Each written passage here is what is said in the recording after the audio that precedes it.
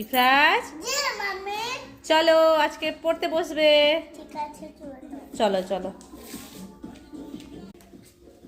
আসো আসো পড়তে বসবে যে আসো।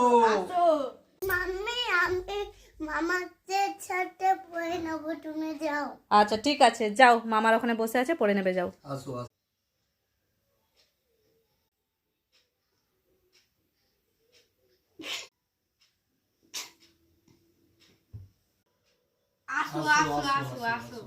না ইফরাজ, যেও না, এক্ষুনি দেখেছিলাম এরা ভুতুর মতো হয়েছিল, মনে হচ্ছে ভুতু, যেও না, আসো আসো আসো।